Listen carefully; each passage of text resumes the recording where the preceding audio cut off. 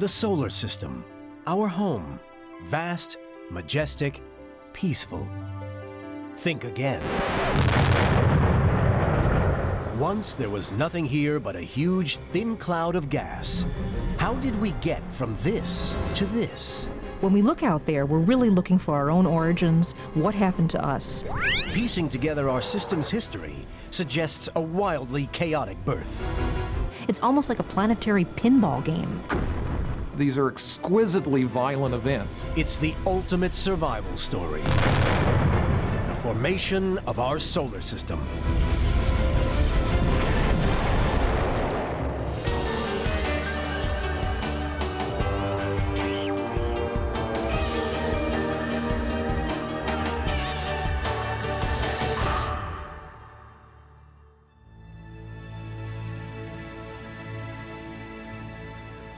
Throughout history, the heavens inspired awe and wonder in human observers. Our ancestors watched the skies with amazement, imagining the power of the bright objects that we now call planets. The fact is that for as long as there have been people, we've looked at the sky, we've looked at what we see there, we've asked the question, what's the connection between that and us? The ancients erected standing stones, temples, and pyramids from which to predict cosmic events and to worship the gods in the sky. But the first telescopes revealed a universe unlike anything we could have imagined.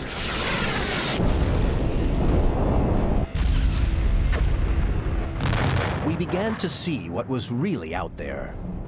Not gods, but planets, stars, immense clouds of gas. In 1755, Immanuel Kant, German scientist and philosopher, turned his attention to these huge clouds, or nebulae, and in the process, came up with one of the first modern theories of how the solar system formed. All of these beautiful clouds in interstellar space have turned out to be very important. It's where stars are born, it's where planets form. Kant's key idea was that nebulae could collapse in and condense into planets and stars. It's known as the nebular theory. 250 years later, Kant's theories still help to explain the birth of our solar system. Today, new observations are revealing how the sun, planets, and moons of our solar system took shape. Scientists, like Professor Jeff Hester, are solving many of the long-standing mysteries of the formation process. We now have answers to questions that people have asked themselves for as long as there have been people. And it changes the way that we think about ourselves. Dr. Michelle Thaler is an astronomer working with NASA's Spitzer space telescope. It's the fourth and last satellite of NASA's Great Observatory program. And it gives scientists a totally new view of the universe. What's happening now in astronomy is we're finally seeing the universe as it really is, not just as humans perceive it. One way to establish how our solar system forms is to watch other distant systems take shape. But if Kant was right, and new solar systems form deep within clouds of interstellar gas, we might never see this happening. Our own senses, what the human eye can see, turns out not to be the whole story. There's so much more out there that the humans just don't have the capability to see naturally. Objects emit infrared radiation. Infrared has a longer wavelength than visible light, so is not scattered by dust. Conventional telescopes that use visible light cannot see inside a dusty nebula, but infrared sensors on board Spitzer can. The same principle is used by firefighters.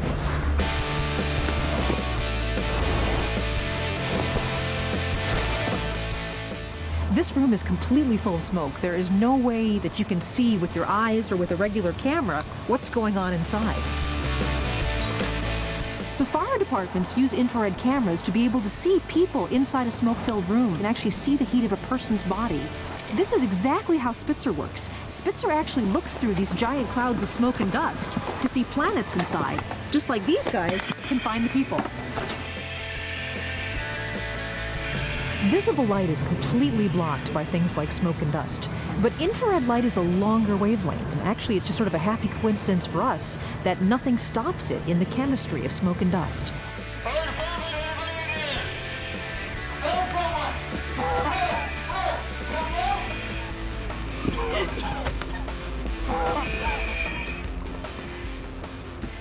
I think you really get a sense now that we're able to see where we've never seen before using the Spitzer Space Telescope. A camera in a smoke-filled room is one thing. A telescope in outer space is quite another.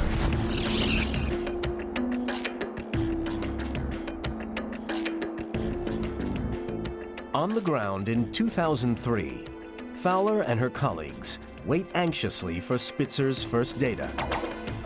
At stake is a unique view of the origins of our own solar system. Literally, no one had ever seen what the universe looks like in that type of light.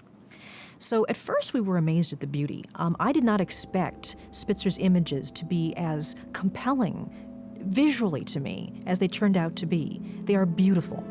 But these are not just pretty images. Crucially, by observing distant worlds as they form, we also learn more about the birth of our own system.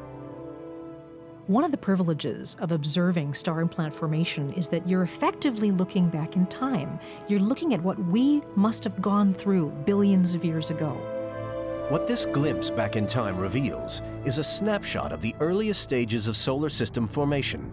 This is our best ever view inside a nebula's collapse. We've actually been able to observe with Spitzer the moment where the dust begins to collect together and then get warm, and then finally, young stars emerge. So it turns out, Kant's 250-year-old theory is essentially correct. Our own nebula began its collapse 4.6 billion years ago. It's likely that the nebula had been slowly spinning in space ever since its formation. But as its material collapsed, it began to spin much faster. This is down to the law of physics known as conservation of angular momentum. As the nebula contracts, the same amount of energy is now concentrated in a smaller space. To keep the same momentum, rotation speed must increase. As our nebula began to collapse under its own gravity and spin faster, a dense clump of matter formed in the center. It's called a protostar. At first, its heat was due to friction. But when the clump reached 18 million degrees Fahrenheit, nuclear fusion kicked in. 4.5 billion years ago, our star was born. Hydrogen atoms fuse together to form helium, and in the process, release photons. It's the first light made by our sun, and it will keep on shining for 4 billion years. A vast nuclear furnace nearly 1 million miles across. From a distance, this process seems almost peaceful, with the sun's power gently radiating out into the early solar system. There was all sorts of activity going on. Things were changing rapidly, violence, explosions, intense radiation. We had a pretty spectacular origin, I think. Recent research suggests the solar system's birth was far from peaceful.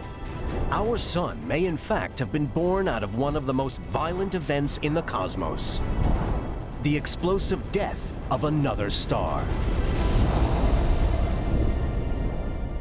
And even before that, it seems there was an explosion so huge that it created an entire universe.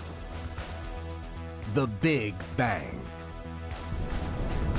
No one knows what caused it, but we think that the Bang created space, time, and all the matter in the universe. Yet for astrophysicists, such as Professor Stan Woosley, there's a puzzle. The Big Bang produced almost none of the 88 naturally occurring chemical elements. When we look around, we don't just see hydrogen and helium. We see planets and people, and we're made out of carbon and oxygen, and planets are made out of iron and silicon. And that didn't all come from the Big Bang. It had to come from somewhere else.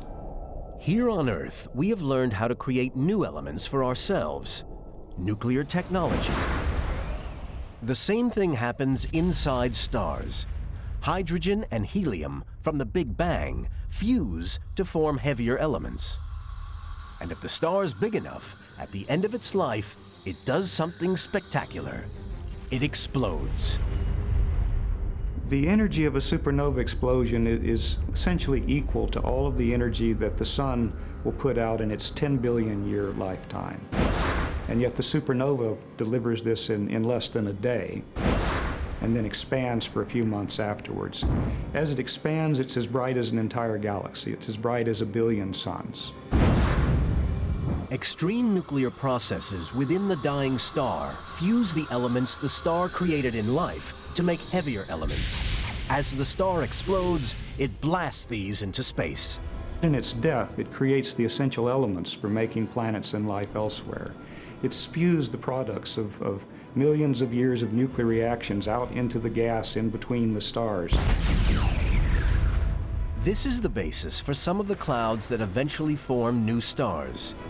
Yet they are spread so thin that it's difficult to know what triggers a cloud like this to collapse. The best way to find out is to examine the material that once made up the cloud. And that means examining the two oldest types of material in the solar system: asteroids and comets.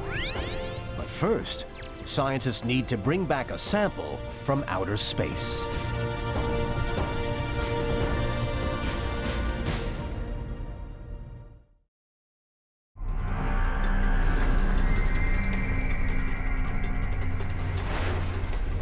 Comets are relics from the earliest days of the solar system and may hold clues to our origins.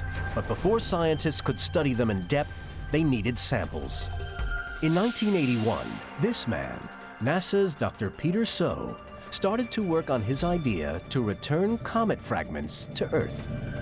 It's almost like space forensics. It's like you see some television program, a crime scene, they find a piece of paint chip or a hair or some kind. Very similar to what we're trying to do. So and his colleagues designed the Stardust Probe to travel over 300 million miles from Earth and collect dust grains from the comet Wild 2. There's just one problem. The dust particles will be moving up to 6 times faster than the speed of a bullet. Yet it's vital, so gets them back to Earth undamaged. So what I need is special material to be able to contain the high-speed bullet. I'd be able to capture it without breaking up. So I need to capture the bullet without breaking out the bullet. It takes So over 2,000 experiments to refine his comet-catching material. It's made of the same chemical as glass, silicon dioxide, only 1,000 times less dense. So calls it smooth gradient silica aerogel.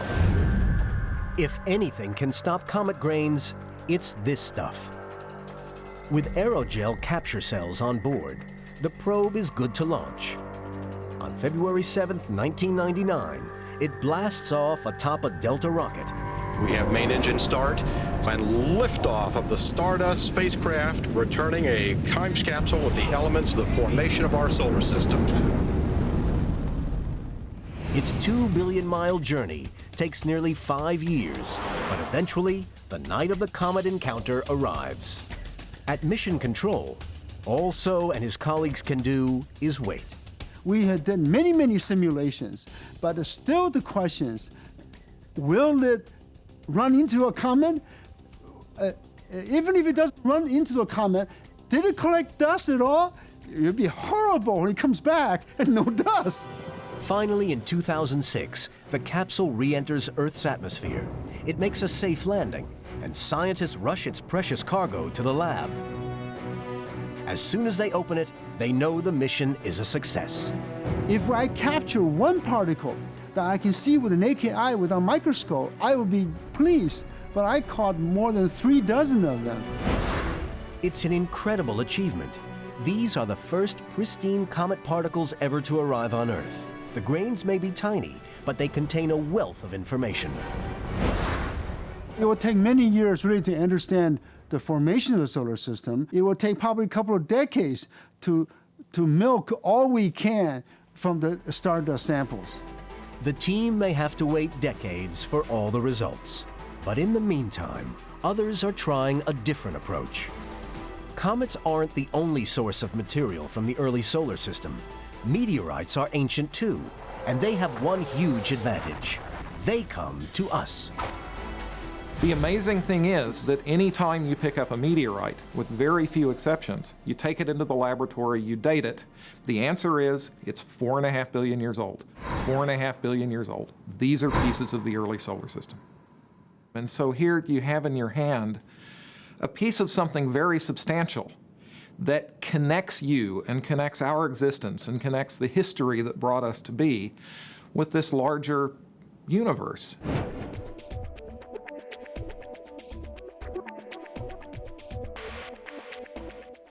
After extensive analysis, Hester's team discover unstable isotopes of iron-60 locked inside the meteorites. It's totally unexpected. Iron-60 decays relatively fast, so it must have come from close by. If it came from any great distance, it would have had time to decay into a different isotope before the meteorite could trap it. Only a supernova can make iron-60, so there must have been an active supernova close to the infant sun. To come along with a piece of hard evidence that says that nope, early sun, early solar system, were in a violent environment near a massive star, experienced a nearby supernova, it was surprising. We realized that this is going to change the way that people think about what goes on. This is going to change our understanding of the origins of the solar system. Despite the violent forces being unleashed, our solar system may have formed right alongside a supernova. These are exquisitely violent events, and they reshape everything around them. Shockwaves from exploding supernovae pummel everything within 20 light years.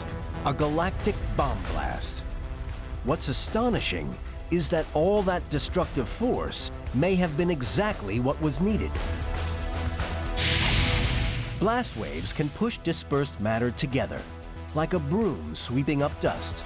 So the collapse of our giant cloud of dust may have been triggered by the blast from the nearby supernova. They'll send shock waves and compress the gas for light years around them, and that compression triggers the birth of other stars. The blast wave could have swept together the material of our nebula. When compressed enough, gravity would start to have an effect, and the cloud would begin to collapse. Within the cloud, swirling about the infant sun, the planets are beginning to take shape. And today, scientists are beginning to understand the astonishing processes that form them.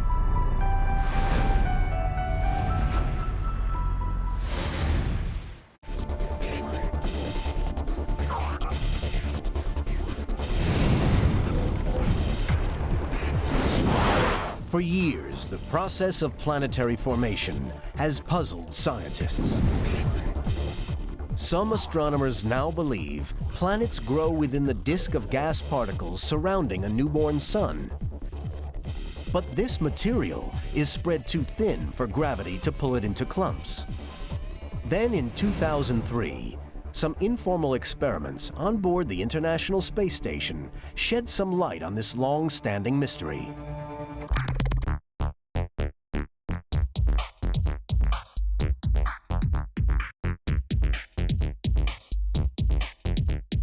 Astronaut Don Pettit spends his free time in space messing around with a few experiments to see how particles behave in zero gravity.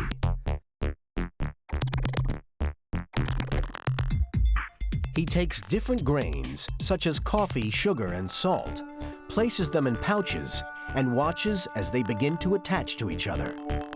He realizes that the friction between them as they rub together inside the pouches is creating an electrostatic charge that pulls particles together and forms them into clumps. The same electrostatic charges would have been created if the experiment were carried out on Earth. But on Earth, the far stronger force of gravity would have made it impossible to observe the same results. Pettit and his colleagues realize that what they are seeing in the zero-gravity conditions of the space station would also have occurred in the zero-gravity environment of the early solar system. The particles in the protoplanetary disk may somehow get charged and attract each other. It's a process known to planetary scientists, such as Jack Lissauer, as accretion.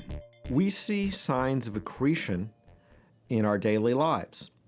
Raindrops condensed as very, very tiny droplets around small little pieces of dust, and they collide with one another as they fall in much the same way that grains collide in the solar nebula and accrete into bigger objects.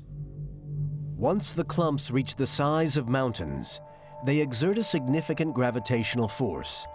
It's more powerful than the electrostatic force, so the whole process accelerates fast. In about 1 million years, the clumps can grow into larger planetesimals, or pieces of planets, and can keep on growing into full-size planets. Gravity keeps these planets locked into their orbits around the Sun, traditionally understood as a mysterious pulling force. Since Einstein, scientists have a new understanding of gravity.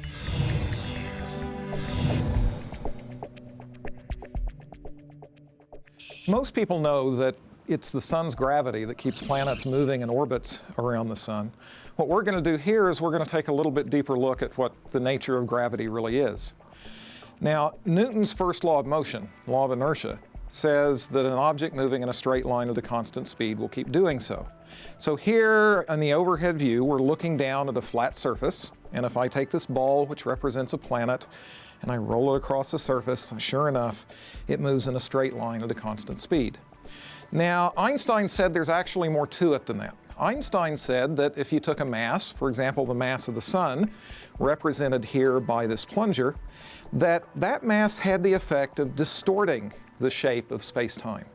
Now, to us, it doesn't look distorted. If you look on the overhead shot, it still looks as flat as it did before, just like a chessboard, but in fact it is distorted.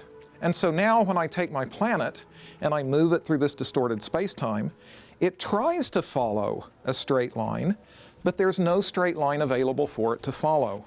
And so instead what it winds up doing is it winds up moving around the central object on an orbit. It's that effect of that curved space-time that we usually call gravity. Gravity exerts an equal force in every direction, so its effect is always to attract matter evenly toward the center of a body. Therefore, when it's strong enough, gravity will resculpt any body into a sphere. This is why all planets in the solar system form nearly perfect spheres. With a diameter of over 300 miles, no other shape is possible. All the planets are roughly spherical, and all come from the same original disk, but they end up as radically different worlds, from rocky Mars to gassy Jupiter. The differences are primarily down to one basic law of physics. Different kinds of material condense at different temperatures. It has to do with, given a given temperature, what is a gas and what is a solid, and that's it. At first, all the matter around our young star is so hot, it's in a gaseous form. Then, further out as things cool, material begins to condense out of the cloud, like snowflakes forming on Earth. In the inner solar system, closest to the sun, it stays hot, way too hot for gases or ices to condense. At these temperatures, they'd evaporate instantly. But metallic particles can condense here, and the planet that forms in this zone is highly metallic, Mercury. Astrophysicist Steve Desch is an authority on planetary formation. His research has shown him just how hostile a world Mercury must be. It has no atmosphere, it has no oceans, it's just rock. And the part that faces the sun tends to get hot enough to melt lead, for example. It's many hundreds of degrees Fahrenheit. The fierce heat is due to Mercury's proximity to the sun. It's almost 3 times closer than the Earth. Move further out, and the temperature eases a little, by around 1,000 degrees Fahrenheit. Now, more rocky particles can condense, so the rockier terrestrial planets Venus, Earth, and Mars form in this region. Since Venus orbits around 30 million miles further from the Sun than Mercury, we could expect it to be a more hospitable place. Venus is probably the closest thing we have in the solar system to your conception of hell. The pressures are immense, the temperatures are high, and it rains sulfuric acid. Around 26 million miles further, our home planet. The Earth has been nicknamed the Goldilocks planet. It's not too hot, it's not too cold. It's orbiting at just the right distance from the Sun, and that makes it very conducive to life. Earth has a protective ozone layer to shield us from harmful UV radiation, and a magnetic field that deflects lethal cosmic radiation. Earth is also the only inner planet to have a large moon. Today, scientists like Gary Lofgren still study the lunar samples first brought back by the Apollo astronauts over 30 years ago.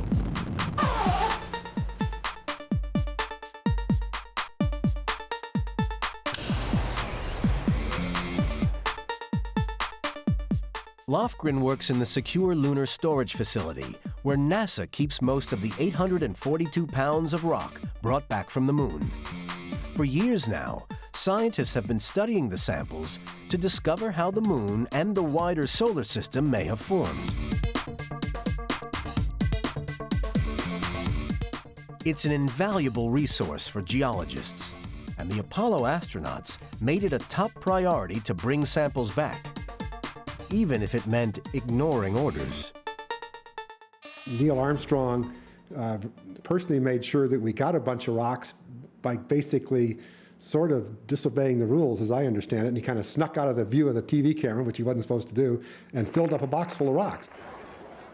When the samples are analyzed back in the lab, they soon give up some surprising information. We found out quickly that the chemistry was very different from the Earth, and it wasn't the kind of chemistry we expected from our previous ideas about the formation of the moon. The lunar rocks, and therefore the moon itself, turn out to be younger than was previously thought. All the theories we thought of before we went there kind of went out the window really quick, and it took a few years before good ideas began to come forth. According to nebular theory, there should not be enough of the right material left over from planetary formation for moons to form in the inner solar system. It remained a scientific conundrum until, after decades of painstaking work, scientists came up with a new theory. A violent and devastating scenario that involved the Earth experiencing a head-on interplanetary smash.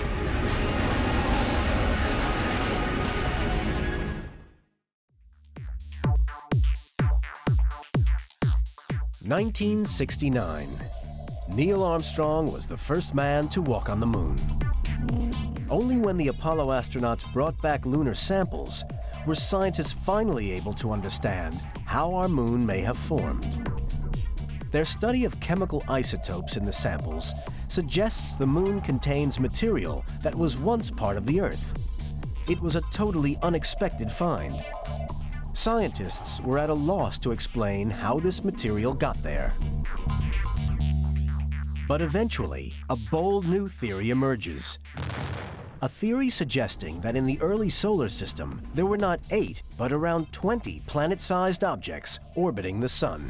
When you think about the early stages of planet formation, you can think of it as a sort of a pinball game where there are these objects that are careening all over the place, occasionally running into one another.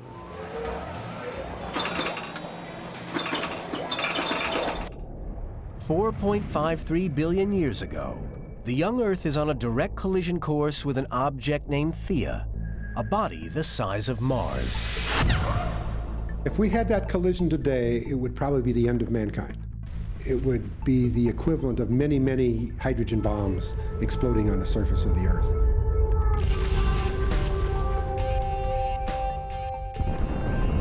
It's a world-shattering impact, blasting material with such force that billions of tons of rock escape Earth's gravity and eject into space.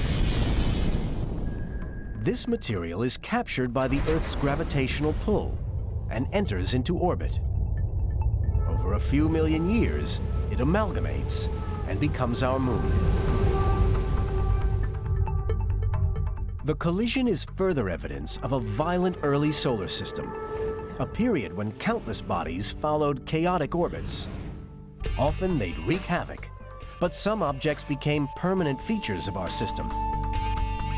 The two Martian satellites, for example, Phobos and Deimos, are both believed to be former asteroids captured by the gravity of Mars.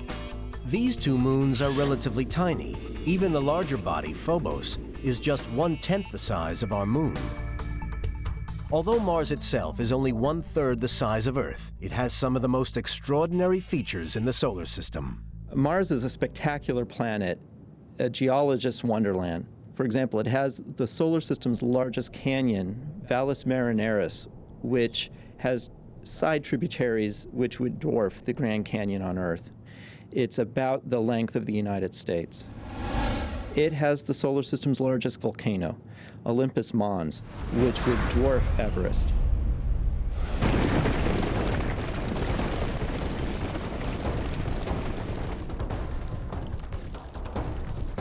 Mars is the last of the 4 inner terrestrial planets, the rocky bodies orbiting inside the asteroid belt. That these planets stopped growing at their present-day size was largely down to the question of supply.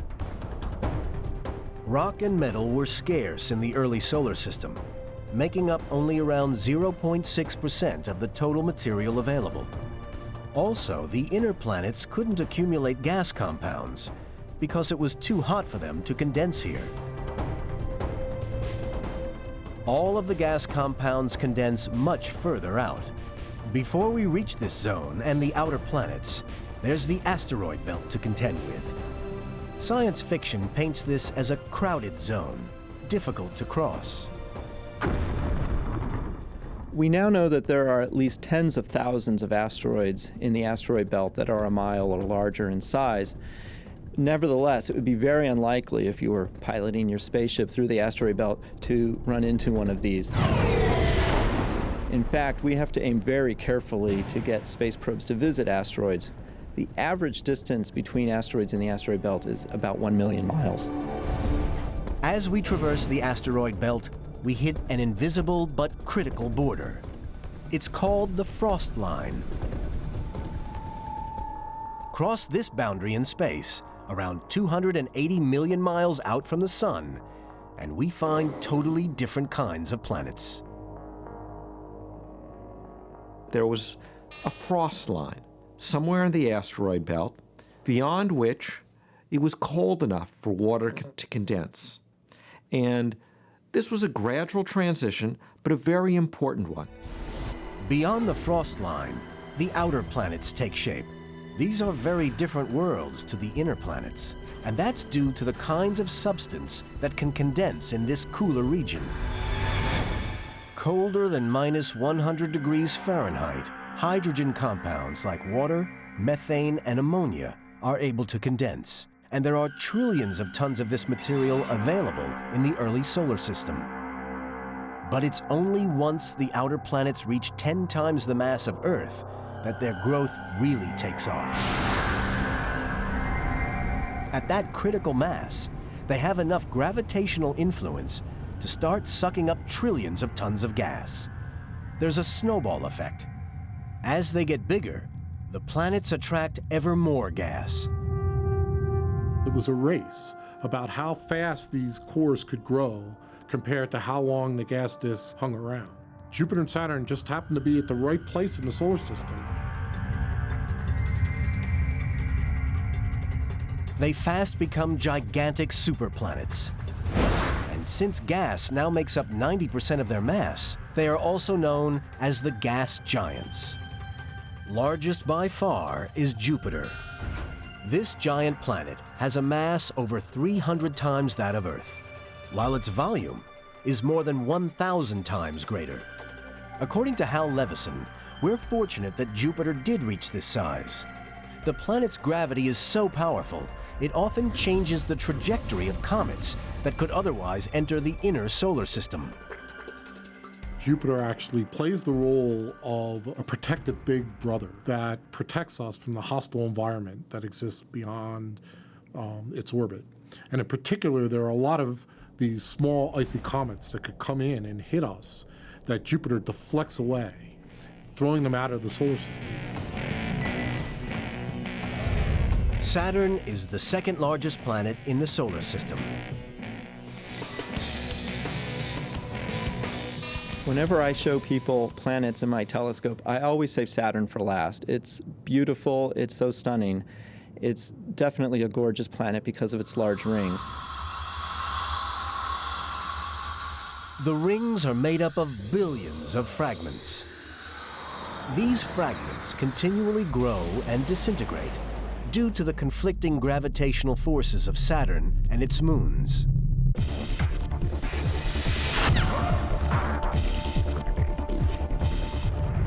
Uranus lies nearly twice as far out from the Sun as Saturn. Both it and Neptune are icy worlds, with much less gas than the other gas giants. In a sense, they got to the feast too late. Uranus is a plain-looking place, a flat blue-green color, thanks to a layer of methane high in its atmosphere. Since it forms further out, it becomes an ice giant rather than a gas giant. Temperatures average minus 350 degrees Fahrenheit. Since Pluto has been officially downgraded to dwarf planet status, blue Neptune is now our outermost planet. Until recently, these bodies were thought to mark the very edge of our solar system. Our idea of the solar system changed drastically, really, in 1992 when this structure that we call the Kuiper Belt today was discovered. Around 28 billion miles out from the Sun, the Kuiper Belt, home to an estimated 70,000 large icy objects. There's a whole population of leftover dregs of planets formation, you can think of it as, right, where these things haven't quite come together. When we look back in at our own solar system, it becomes clear there are problems with the standard theory of how our planets formed. It's interesting, when we try to apply our models, our understanding of planet formation, to Uranus and Neptune, they fail utterly. You just can't build those planets where we see them today. There simply should not have been enough material available at this distance from the Sun for planets this size to grow. It's a mystery. Uranus and Neptune seem to be in the wrong place. And this is just one of several mysteries that standard nebular theory cannot explain. There's also the enigma of the Kuiper Belt. According to the model, it shouldn't really be there. Even more puzzling, our moon's craters all seem to date from the same time.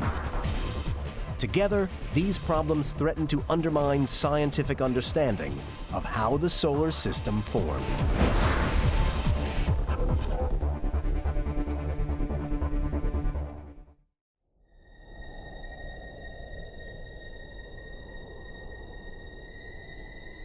The moon may be our closest neighbor, but it still harbors secrets.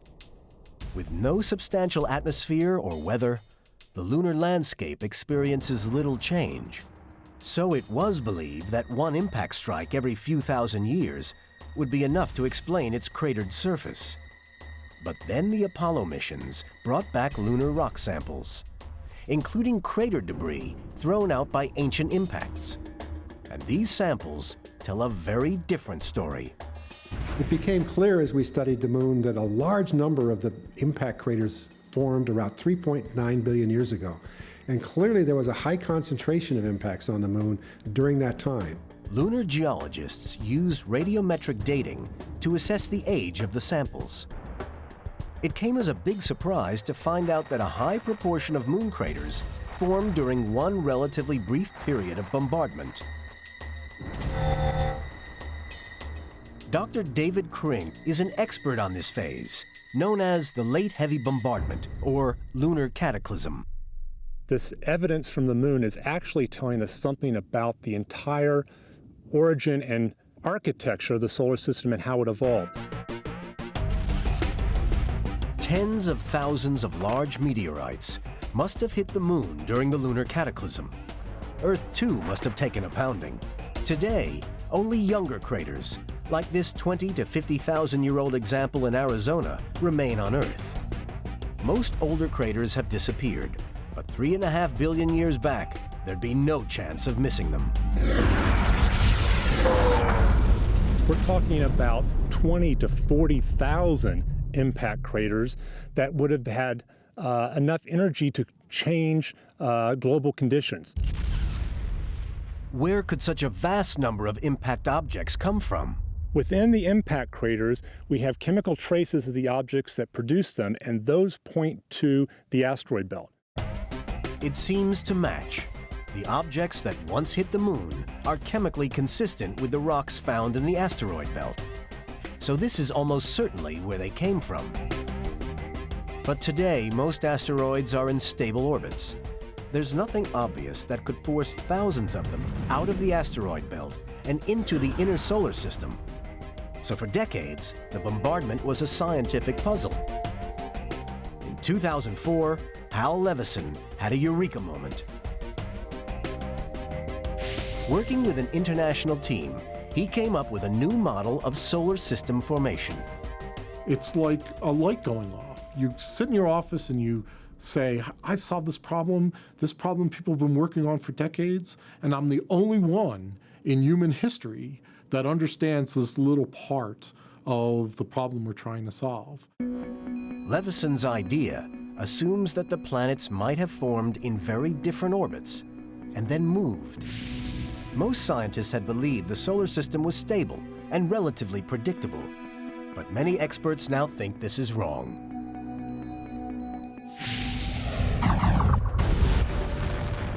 This flies in the face of conventional wisdom. Astronomers probably always thought the planets formed where we find them today. These new numerical simulations, which show that they migrated a substantial amount and even had close encounters that caused them to switch their order, is startling and new. In Levison's simulations, Jupiter and Saturn tugged on each other whenever their orbits came closest together, but overall these pulls canceled out. Only when Jupiter circled the Sun exactly twice for every time Saturn circled once did something dramatic seem to occur. It's called a 2-to-1 resonance, and it happened 3.9 billion years ago. And that configuration actually makes the planets jiggle with one another. They perturb one another. Instead of canceling out, the two planets' gravitational tugs then work in the same direction. To Levison, it's just like pushing a swing. Each well-timed push nudges the swing higher. For Jupiter and Saturn, each gravitational nudge stretched their orbits until they reached their present-day patterns. But the process had a fateful impact on other planets.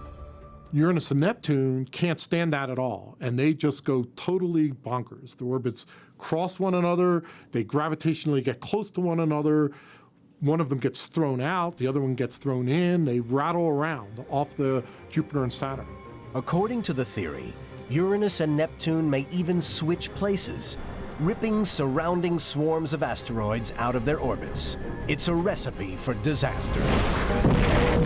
Some asteroids are thrown out into space, while others are pushed into the sun.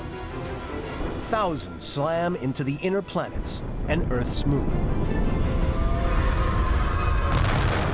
It sounds like an improbably chaotic transformation, but the evidence now suggests this did happen. It could never happen today. Jupiter and Saturn are now too far apart, but this event may have been a key moment in the formation of our solar system. But the really incredible thing is that it could so easily have turned out very, very different. You could have the wrong type of star. You could have too many giant planets. There are many ways things can go wrong. And we're right there on that thin, lucky line of existence. Instead of the diverse solar system we now see, we could have remained forever as ashes, gas, and dust. And what of our future? 5 billion years from now, as our sun runs out of fuel, it will expand, consuming some of the inner planets. Other planets may survive as ghost worlds, still orbiting their dead sun. There will be no life of any kind. But for now, we are lucky to be alive. Bye.